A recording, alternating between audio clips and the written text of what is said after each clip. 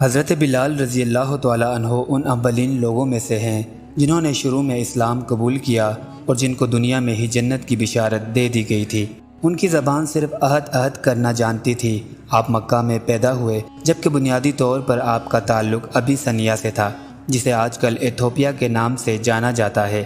آپ رسول اللہ صلی اللہ علیہ وسلم کے 3 برس بعد پیدا ہوئے اور آپ کا پورا نام بلال بن ابی رباح ہے۔ ان کی والدہ کا نام روایت میں حمامہ آیا ہے۔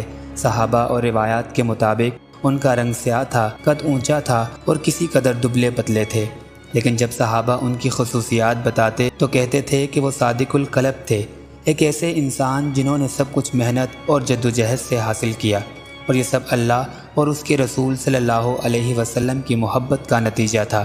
آپ صلی اللہ علیہ وسلم کی جانب سے حضرت بلال کو 2 قلب دیے گئے، یا 2 طرح کی خدمات تھیں جو خود آپ صلی اللہ علیہ وسلم نے حضرت بلال رضی اللہ تعالیٰ عنہ کو دیں۔ ایک الخازن یعنی حضرت بلال آپ صلی اللہ علیہ وسلم کے ذاتی خزانچی تھے، اور دوسرا لقب وہ مؤذن رسول صلی اللہ علیہ وسلم ہے، جو کہ سب بخوبی جانتے ہیں۔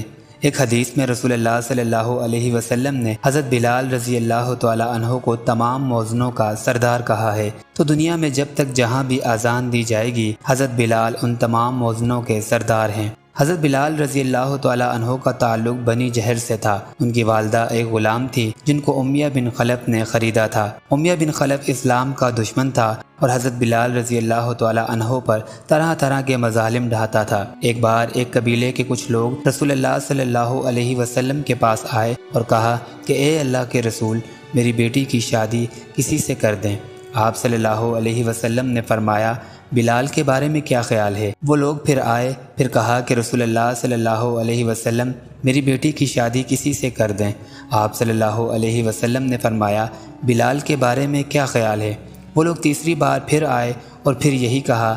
آپ صلی اللہ علیہ وسلم نے پھر جواب دیا، بلال کے بارے میں کیا خیال ہے، جو کہ جنتی ہے؟ ایک حدیث میں ہے کہ جنت حضرت بلال کا انتظار کرتی ہے۔ ایک مسلمان کی حیثیت سے ہم جنت کا انتظار کرتے ہیں، جبکہ جنت خود حضرت بلال رضی اللہ تعالیٰ عنہ کا انتظار کرتی ہے۔ ایک بار فجر کی نماز کے بعد آپ صلی اللہ علیہ وسلم نے حضرت بلال رضی اللہ تعالیٰ عنہ سے پوچھا کہ تم ایسا کیا کرتے ہو کہ کل رات جب میں جنت میں داخل ہوا تو میں نے اپنے آگے تمہارے قدموں کی آواز سنی۔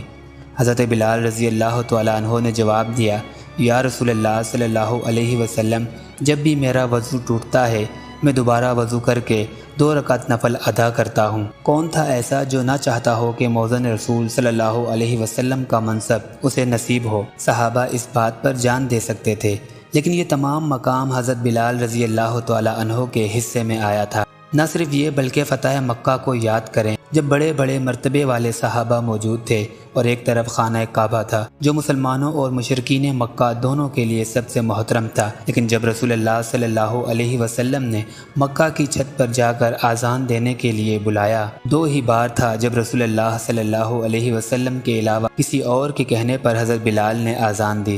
اس کے بعد حضرت بلال کی آذان نہ تو فرش والوں نے سنی اور نہ ہی عرش والوں نے۔ یہ فخر صرف بلال بن ابی رباح کو حاصل ہے کہ جنہوں نے خانہ کعبہ میں، مسجد نبوی صلی اللہ علیہ وسلم میں اور مسجد اقصیٰ میں تینوں جگہ اذان دی، تینوں جگہ توحید کا اعلان کیا۔ حضرت بلال کی وفات کے وقت جب ان کی بیوی نے یہ کہا کہ کیا ہی غم کا وقت ہے، تو حضرت بلال رضی اللہ تعالیٰ عنہ نے فرمایا، نہیں، یہ بہت خوشی کا وقت ہے، کل میں رسول اللہ صلی اللہ علیہ وسلم سے ملوں گا، اپنے ساتھیوں سے ملوں گا۔ حضرت بلال رضی اللہ تعالیٰ عنہ دمشق میں 20 ہجری میں اس دنیا کو چھوڑ کر اپنے محبوب سے ملنے چلے گئے۔ ان کی کوئی اولاد نہیں تھی، نہ ہی ان کی کوئی جائیداد تھی۔